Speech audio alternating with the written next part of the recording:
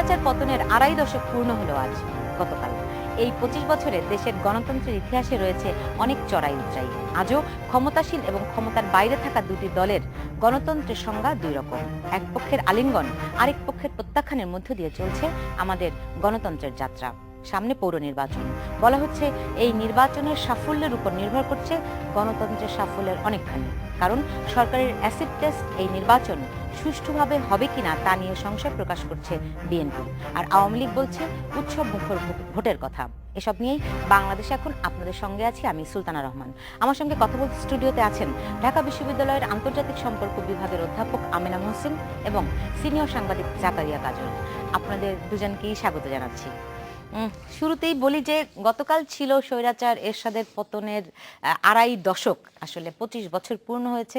সারা দিনভর গতকাল এটি আলোচনায় ছিল, আমরাও বিশেষ খবরও করেছি।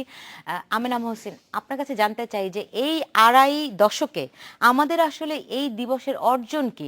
আমরা এখনো দেখছি যেই স্বৈরাচারকে পতনের উদ্দেশ্যে গণ অভ্যুত্থান হলো ৯০-এ, সেই স্বৈরাচারকে দুটি রাজনৈতিক দল আমরা দেখি তাদের ক্ষমতায় যাওয়ার একটা পথ হিসেবে, মাধ্যম হিসেবে, পন্থা হিসেবে দেখে।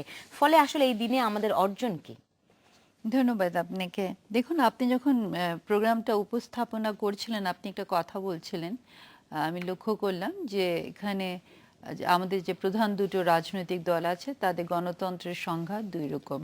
আমি ঠিক বুঝতে পারিনি যে আপনি এটা কি অর্থে ব্যবহার করেছেন, সংজ্ঞা দুই রকম কেন হবে, বা মানে যে আমার মনে হয় বাংলাদেশের জনসাধারণ বেশ ভালোভাবেই বুঝতে পারে যে গণতন্ত্র কি, এবং এটা যে শুধু নির্বাচন না, এটা চাইতে একটা বৃহত্তর পরিষদে আমরা গণতন্ত্রকে বিশ্লেষণ করি, ব্যাখ্যা করি, এবং গণতন্ত্রায়ন বলে বা ইংরেজিতে যেটাকে বলে ডেমোক্রেসি অ্যান্ড ডেমোক্রেটাইজেশন, সে ব্যাপারগুলো একটা প্রক্রিয়া আছে, সেগুলো বোধহয় আমরা সবাই বুঝতে পারি। যদি আপনি বলেন, যেহেতু আপনি নিজেই বলেছেন যে দুই রকম সংজ্ঞা, দুই রকম সংজ্ঞা বলছে, আপনি যদি আমাদের দেশের গণতন্ত্রের চর্চার ধারাবাহিকতা দেখেন, আমরা যদি বলি বাংলাদেশের ভিত্তি মুক্তিযুদ্ধ, সেই মুক্তিযুদ্ধের যে মূল আদর্শ ছিল, সেই আদর্শ এক একটি দলের কাছে এক এক রকম। সামগ্রিকভাবে যদি মানে গণতন্ত্রের আপনি সংজ্ঞায়িত করতে যান, এক এক দলের কাছে এক এক রকম উত্তরই পাবেন, এমনটাই আসলে একটা ধারণা দেওয়ার চেষ্টা করা হয়েছে। আমি জানি না কে ধারণাটা দিয়েছে, বাট আমার কাছে মনে হয় যে মুক্তিযুদ্ধের মূল চেতনার যেটি আমার কাছে মনে হয়েছে ব্যক্তিগতভাবে, সেটা ছিল একটা ন্যায় বিচার। এবং ধরেন স্বাধীনতা মানে তো শুধু যে আপনি মানে মানে স্বাধীন মানে একটা ভূখণ্ডের স্বাধীনতা শুধু না, এটা হলো একটা সামগ্রিকভাবে একটা মুক্তি, মানে এই যে একটা চেতনা, মানে এবং আমাকে মাথায় রাখতে হবে যে বাংলাদেশ কিন্তু একমাত্র দেশ যেখানে একটা গণহত্যা সংঘটিত হয়েছিল, কারণ আমরা গণতন্ত্র চেয়েছিলাম। সো আমার কাছে মনে হয় আমাদের মুক্তিযুদ্ধের মূল চেতনাই ছিল গণতন্ত্র, এবং গণতন্ত্রের সাথে স্বাভাবিকভাবে এসে যায় ন্যায় বিচার। এই ইস্যুসগুলো নিয়েই কিন্তু আমি এগোতে চাচ্ছি। আপনি যখন প্রশ্ন করলেন স্বৈরাচারের ওই প্রশ্নটা, দেখেন না, কতগুলো জিনিস আমাদেরকে বিশ্লেষণে আনতে হবে। রাজনীতি কিন্তু খুবই কঠিন একটা জিনিস, এখানে কিন্তু আমাদের অনেক ব্যালেন্স করে চলতে হয়। মানে প্র্যাকটিক্যাল কারণেই হয়তো অনেক জায়গায় কম্প্রোমাইজেস করতে হয়। এখন স্বৈরাচার বলতে তো মানে ধরেন সেই এরশাদেরকে মানে বা যা ওই সময়কার এরশাদ কি আজকের এরশাদ আপনি বলতে পারেন? মানে আমি স্বৈরাচারকে একটা সিম্বল হিসাবে ধরতে পারি যে হ্যাঁ, ওই ধরনের রাষ্ট্র কাঠামো বা ওই ধরনের শাসন পদ্ধতিকে আমি একটা স্বৈরাচারী শাসন বলবো।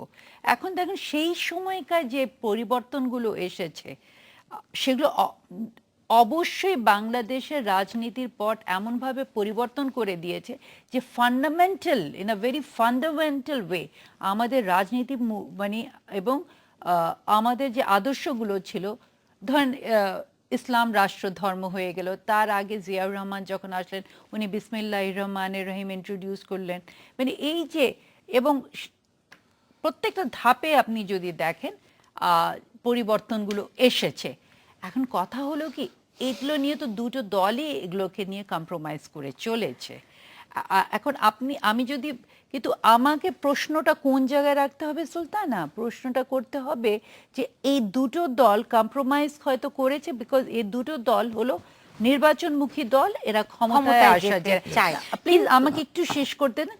কিন্তু আমাকে দেখতে হবে যে এই দুটো দলের আদর্শের মধ্যে কতটুকু গণতন্ত্র আছে এবং কতটুকু তারা মানে যেটার বিরুদ্ধে তারা আন্দোলন করেছিল সেখান থেকে সরে এসেছে। নিঃসন্দেহে সেটি একটি গুরুতর প্রশ্ন বটে। তবে জনাব জাকারিয়া কাজল, আপনার কাছে জানতে চাই, আপনার কেমন লাগে যখন স্বৈরাচার এরশাদ বলেন কোথায় গণতন্ত্র? গতকালও তিনি এই কথাটি বলেছেন। আপনার পেছনে দেখেন গণতন্ত্রটা কিন্তু সবচেয়ে মোটা হরফে লেখা, তো এটা খুব খুব ইন্টারেস্টিং আলোচনার জন্য। আমিনা হোসেন একটা কথা বললেন যে এরশাদ কি আগের মতোই আছে কিনা। না না, আমি সেটা বলিনি, এরশাদ না, স্বৈরাচার না না না, সেটাও না। দেখেন এখানে ভুল বোঝাবুঝি হতে পারে।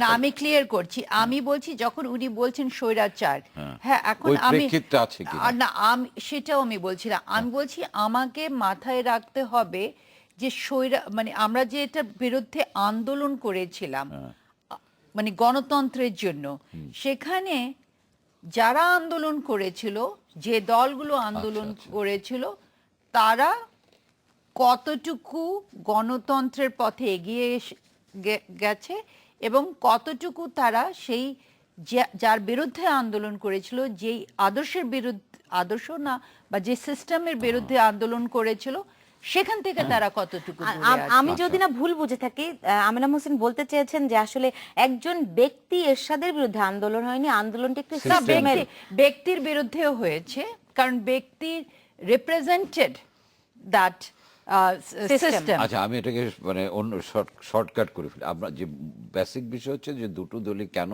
এই পতিত স্বৈরাচারকে নিয়ে টানাটানি করছে, এটাই তো মূল প্রশ্ন। এটা হচ্ছে মূল প্রশ্ন। এটার কারণটা হচ্ছে আমরা যতই মুখে বলি জনগণের কল্যাণ ব্লা ব্লা ব্লা ব্লা, আমাদের দেশে বড় দুইটা দলের বাইরে তো আসলে আর কিছু অন্য কিছু গড়ে উঠতে পারিনি। অনেক চেষ্টা হয়েছে, বাম ডান বহু কিছু, বেসিক্যালি আমরা সব দুইটা ডিভিশনে বিভক্ত এবং দুটো কিন্তু একটা জায়গায় দুটোর খুব চমৎকার মিল আছে। ব্যক্তি রাষ্ট্রীয় অনেক স্বার্থ বা অনেক কমন ইস্যুতে মিল হয় না।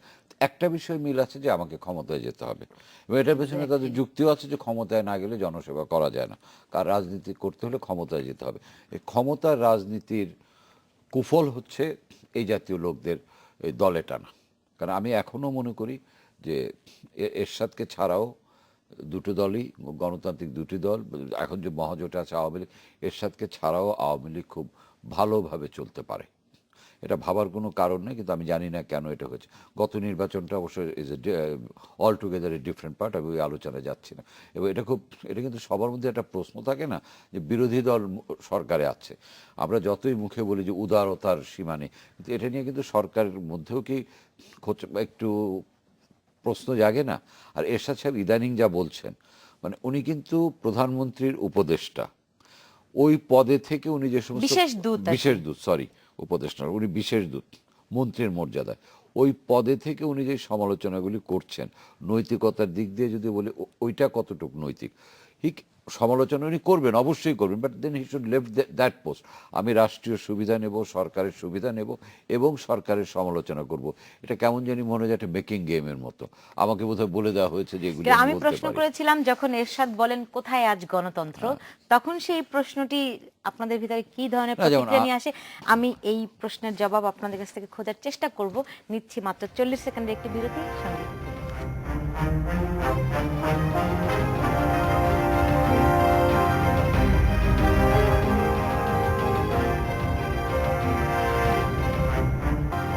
বিরতির পর ফিরে এলাম। দেখছেন বাংলাদেশ এখন। জনাব জাকারিয়া কাজল, আপনি যদি হুসেন মোহাম্মদ এরশাদের গতকালকের বক্তব্য শুনেন, তার আগের কিছুদিনের বক্তব্য শুনেন, তিনি যেটি বলছেন, আমি যদি তাকে উদ্ধৃত করেই বলি, তিনি বলছেন যে কোথায় আজ গণতন্ত্র। গত কয়েক মাস ধরে তিনি যেগুলি বলছেন সেটা দেশে মত প্রকাশের স্বাধীনতা নেই, মানুষের নিরাপত্তা নেই, দেশে সুশাসন নেই। একজন স্বৈরাচারের মুখে এইসব কথা আমাদের জন্য কতখানি স্বস্তিদায়ক হয়? স্বস্তিদায়ক সাধারণ মানুষের জন্য স্বস্তি, কিন্তু তাকে এই সুযোগটা কে করে দিল? তাকে এই সুযোগটা তো আমাদের দুটো দলগুলি করে দিয়েছে, তাই না? নইলে আপনি যদি সে গণ অভ্যুত্থানের কথা মনে পড়েন, এরপরে এরশাদের মতো লোক প্রকাশ্যে আসবে কিনা এটাও তো অনেকের মধ্যে একটা প্রচন্ড রকমের বিশ্বাস ছিল যে এই লোক আর কোনোদিন প্রকাশ্যে আসবে না, সেই লোক প্রকাশ্যে এসেছে, রাজনীতি করেছে, এখন বিশেষ দূত হয়েছে, তাই না? রাজনীতিতে কখনো কখনো ট্রাম্প কার্ডের ভূমিকাও পালন করেছে। মানে এগুলো হচ্ছে আমাদের দুর্বল রাজনীতির একটা, মানে দুর্বল এবং ক্ষমতালিপ্স রাজনীতির কুফল হচ্ছে এরশাদ। কিন্তু এরশাদ সাহেব মনে করেন তিনি আসলে ন্যায় বিচার পান নাই, তার এই কথা আসলে কতখানি তিনি যে মানে কোনটা, তিনি জেলে ছিলেন যে ওইটা? হ্যাঁ, এবং এখনো তার বিরুদ্ধে কিন্তু বেশ কয়েকটি মামলা ঝুলে আছে এবং সময় মতো সেই মামলাগুলি আবার নড়াচড়া শুরু হয়। মানে উনি ন্যায় বিচার পাননি, আমার তো মনে হয় যে বাংলাদেশের জনগণ ন্যায় বিচার পায়নি। আপনি দেখেন, আমরা যদি ন্যায় বিচার পেতাম তাহলে কি আজকে আমাদের এই ধরনের একটা রাজনৈতিক অবস্থা হতো? এবং উনি যেটা বললেন যে আমরা সত্যি কথা বলতে কি আমরা তো কখনো ভাবিনি যে এরশাদ আবার বাংলাদেশে রাজনীতিতে ফেরত আসবেন, এবং রাজনীতিতে শুধু ফেরত আসবেন তা না, উনি মানে যেই ধরনের আসনগুলোতে আজকে উনি বোধহয় উনি বিশেষ উপদেষ্টা, বিশেষ দূত, প্রধানমন্ত্রীর বিশেষ দূত, হ্যাঁ বিশেষ দূত, হ্যাঁ একটা স্ট্যাটাসটা আপনি দেখেন, স্ট্যাটাস অফ আ মিনিস্টার, এগুলো কি আমরা কখনো কল্পনা করেছিলাম? কিন্তু এটা তো আমাদের গণতন্ত্র এতই দুর্বল। এবং এখানে আমি কিন্তু আমি এখানে আমাদের সব রাজনৈতিক দলগুলোকে এটার জন্য দায়বদ্ধ করব, কারণ আমরা প্রত্যেকটা রাজনৈতিক দলই কিন্তু কম্প্রোমাইজগুলো করেছে। আপনাকে এটাকে তো মাথায় রাখতে হবে যে কম্প্রোমাইজগুলো করেছে। এবং যখন দেখেন সুলতান, একটা জিনিস কি, যখন আমরা একটা পার্লামেন্টারি সিস্টেমে আছি, শুধু তা না, এটা winner tax it all system. সেখানে যখন winner tax it all system থাকে, ইউজুয়ালি আমরা দেখি আমরা কোয়ালিশনের মধ্যে যাই। এই যে কোয়ালিশন করার জন্য, এই যে ক্ষমতায় আসার জন্য, এখন তখন এখানে তো আদর্শের রাজনীতি হচ্ছে না, ক্ষমতার রাজনীতি হচ্ছে। বিএনপি ধরেছে জামাতকে, আওয়ামী লীগ ধরেছে জাতীয় পার্টিকে। তো এখানে আদর্শ কোথায় আপনি খুঁজছেন? আপনি কেন এই প্রশ্নটা করছেন যে বাংলাদেশের জনগণ কি স্বস্তি বোধ করবে? আমরা তো সেই জন্যই বললাম ন্যায় বিচার তো আমরা পাইনি, এবং এই ন্যায় বিচার আমাদের রাজনীতিবিদরা আমাদের প্রতি করেনি। আমরা যখন আন্দোলন করেছিলাম স্বৈরাচারের বিরুদ্ধে, এবং Ershad was the symbol of it, কারণ এরশাদই তো সেটা, মানে এই সিস্টেমটা, কিছু বলবেন না? আমি সেটা বলছি যে সেখানে ধরেন আমরা কি কখনো ভেবেছিলাম যে এই দিন আমাদেরকে দেখতে হবে? বা মিলনের কথাই আপনি চিন্তা করেন, সেলিম দেলোয়ার, এগুলো আমাদের চোখের সামনের ঘটনা। তখন আমরা ইউনিভার্সিটিতে, আপনি যখন ন্যায় বিচার পাননি, বরং এরশাদ তো মানে মানুষ হত্যা করার পরে যে মানে এই অবস্থায় আছে, সেটা তো শোকর করা উচিত আল্লাহর কাছে। আমাদের চোখের সামনে তো সেলিম দেলোয়ারের উপর ট্রাক চাপিয়ে দেওয়া, তারপরে প্রকাশ্যে যে, আর অন্যান্যগুলো আমি বাদই দিলাম। মিলনকে যখন গুলি করে, তখন আমি অ্যাসাইনমেন্টে আমি সরারদির ভেতর দিয়ে আসছি, তখন তো সরারদির এত মানে স্থাপনা ছিল না, আমি ওদিক দিয়ে যেতে পারিনি, আমি ইঞ্জিনিয়ারিং ইনস্টিটিউটের এদিক দিয়ে ঢুকলাম। আমাদের চোখের সামনে তো ঘটেছে এগুলি। এই যে আপনার ওই যে দোয়েল চত্বরে যে গুলিগুলি হলো, এগুলি দিয়ে যেতে পারিনি, আমি ইঞ্জিনিয়ারিং ইনস্টিটিউটের এদিক দিয়ে ঢুকলাম। আমাদের চোখের সামনে তো ঘটেছে এগুলি। এই যে আপনার ওই যে দোয়েল চত্বরে যে গুলিগুলি হলো, এগুলো তো আমরা তো আমাদের চোখে দেখা, তো আমরা তো এগুলো ভুলতে পারি না। পলিটিশিয়ানদের স্মৃতি খুব দুর্বল, তারা অনেক কিছু ভুলে যেতে পারে। সাধারণ মানুষের স্মৃতি এত দুর্বল। আমার মনে হয় না যে ওনাদের স্মৃতি দুর্বল, আমার মনে হয় ওনারা ক্ষমতায় আসার জন্য এই কম্প্রোমাইজেসগুলো করতেই থাকেন। এবং আমি সেজন্য বললাম যে এটা আমাদের দুর্ভাগ্য যে এবং আমি ইদানিং প্রায় একটা কথা বলি যে এটা আমাদের কালেকটিভ ব্যর্থতা, কারণ আমরাও তো এগুলোর বিরুদ্ধে সেভাবে আন্দোলন তৈরি করতে পারছি না বা পারিনি। মানুষও অতখানি সচেতন হয়েছে কিনা সেটি একটু প্রশ্ন আছে। কিন্তু জানেন যে 30শে ডিসেম্বর পৌর নির্বাচন আছে, এই নির্বাচনকে কেন্দ্র করে এরই মধ্যে বিএনপির এবং আওয়ামী লীগের বেশ কয়েকজন প্রার্থীর মনোনয়নপত্র বাতিল হয়েছে। কিন্তু খুব মানে ইন্টারেস্টিংলি আওয়ামী লীগের একজন প্রার্থীরও বাতিল হয়নি। এটি কি কোনো রকম কোনো পারসেপশনে ফেলা যায় কিনা, বা এটার মধ্যে কোনো প্রশ্ন আছে কিনা, এইগুলো খোঁজার চেষ্টা করব। নিচ্ছে একটা ছোট্ট বিরতি, সঙ্গে থাকুন।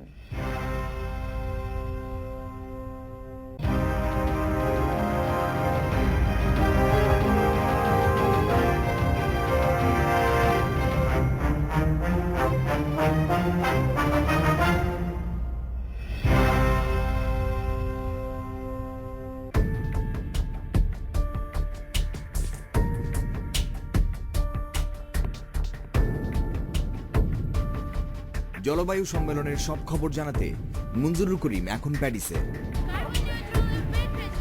বিশ্বের তাপমাত্রা বৃদ্ধি 2 ডিগ্রি সেলসিয়াসের নিচে রাখতে হলে দ্রুত এগোতে হবে, না হলে পরে আর সময় থাকবে না। চোখ রাখুন ইন্ডিপেন্ডেন্ট টেলিভিশনে।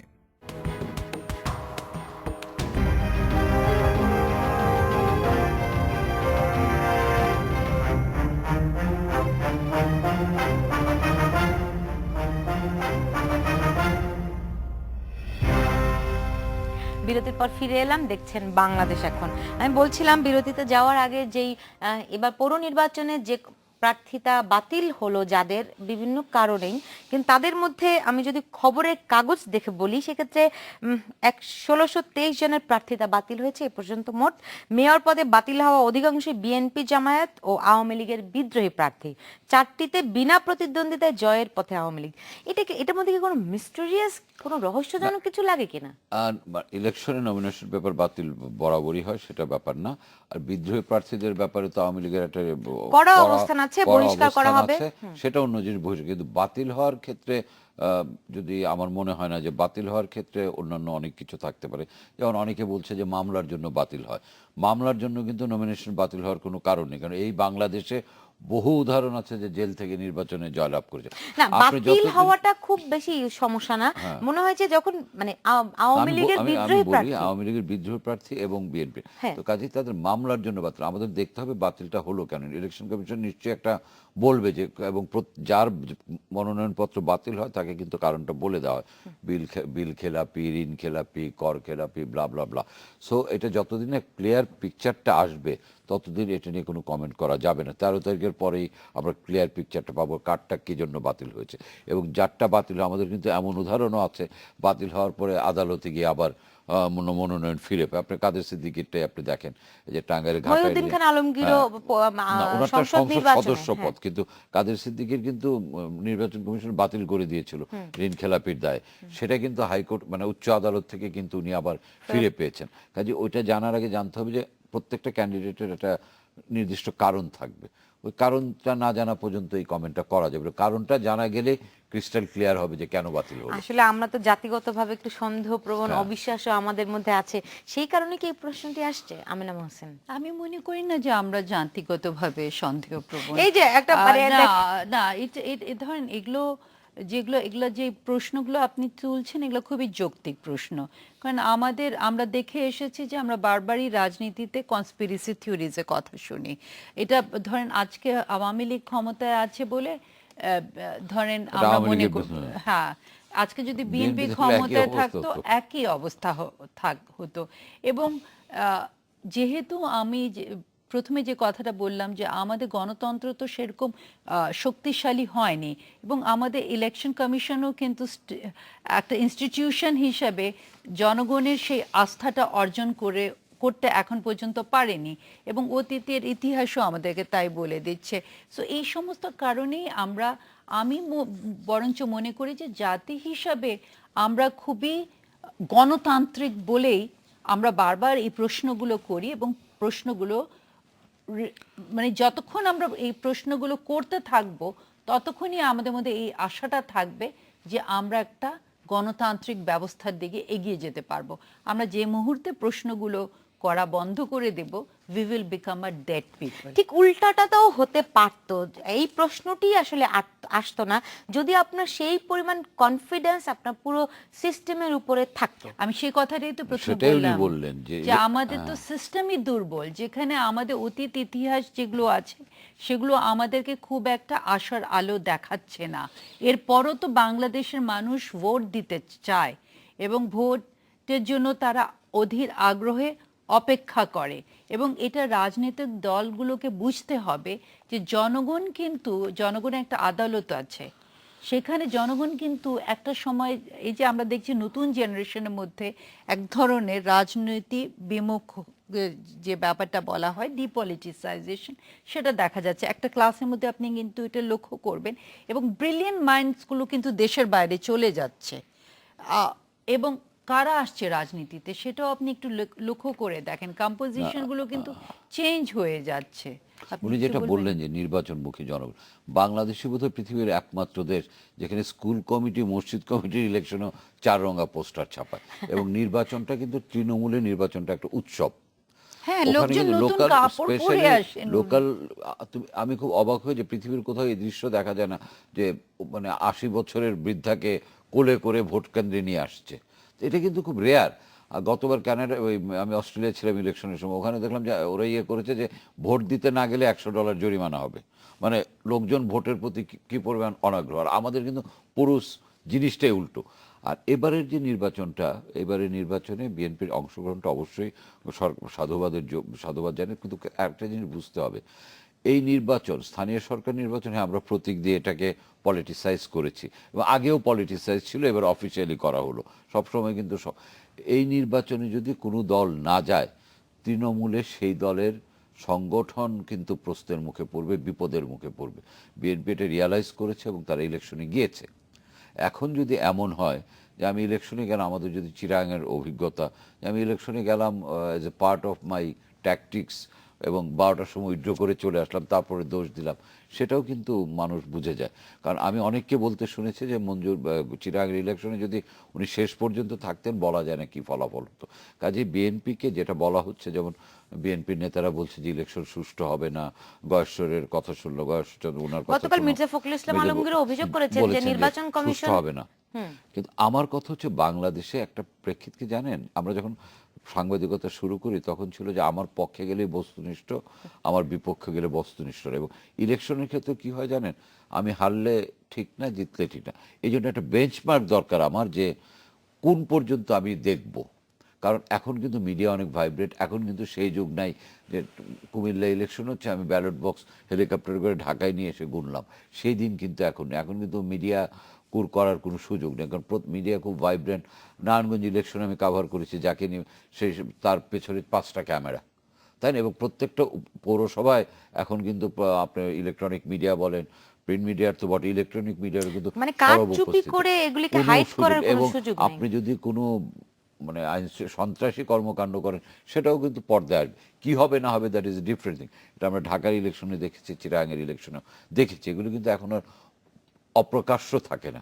কাজে আমার ধারণা মানে নির্বাচন কমিশন চেষ্টা করবে, এবং নির্বাচন কমিশনকে যাদের আইন শৃঙ্খলা দিয়ে সাহায্য করার কথা, তাদেরও তারাও নিশ্চয়ই চাইবে না নিজের গায়ে কালি ছিটুক। কিন্তু বিএনপি যে ধরনের কথা বলছে, যে ধরনের বক্তব্য রাখছে, তাতে কি মনে হয় শুধুমাত্র চাপে রাখার জন্যই তারা এটি বলছে, নাকি আসলেও তারা, আমরা গত সিটি নির্বাচন 3টিতে যেভাবে দেখলাম, সেই ধরনের লাস্ট মোমেন্টে এসে তারা উইথড্র করে নেবে?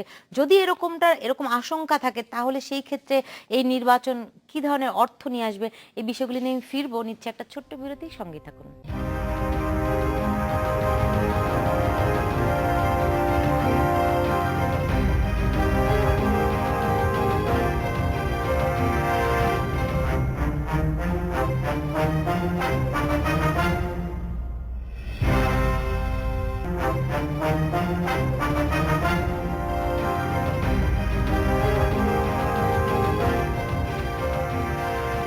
বিরতির পর ফিরে এলাম, দেখছেন বাংলাদেশ এখন।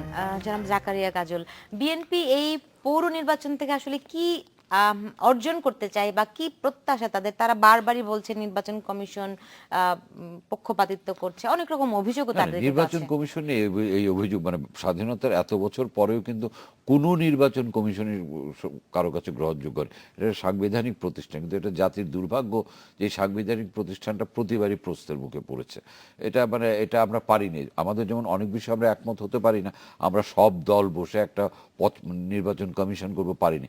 এক সেশন, সেশন আমরা 16 কোটি মানুষের মধ্যে খুঁজে পাইনি। এবং আরেকটা আশ্চর্য লাগে, আবার যখন এই অভিযোগ আসেন, যারা থাকেন তারাও নির্বিকার থাকেন, সেটা আর বিএনপির প্রত্যাশার কথাটা যদি বলেন, বিএনপির প্রত্যাশা না, বিএনপির বাস্তবতাটা দেখতে হবে। যেটা আমেনা মহসিনও বলেছেন, আমিও আগে বলেছি, বিএনপির বাস্তবতা হলো বিএনপি 5ই জানুয়ারি নির্বাচনে না গিয়ে একটা বিরাট ভুল করেছে। এটা বিএনপি স্বীকার করুক বা না করুক, তারা এটা বুঝতে পারে, এবং এটা ভালোভাবে বুঝতে পারে। আর এই নির্বাচনটা যদি না যেত, যেটা আমেনা হোসেন প্রথমে বলেছেন, এখানে কিন্তু স্থানীয় পর্যায়ের ইনভলভমেন্টটা এত বেশি, দল না গেলেও ব্যক্তিরা ইলেকশন করত।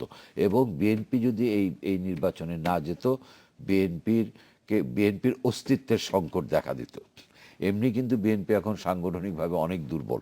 আমরা মানে অনেক কিছু অনেকে জানে না, কিন্তু স্থানীয় সরকার নির্বাচনে যদি বিএনপি অফিসিয়ালি অংশ না নিত, বিএনপির সাংগঠনিক অস্তিত্ব চরম হুমকির মুখে পড়তো। এই কারণেই বিএনপি নির্বাচনে আসা।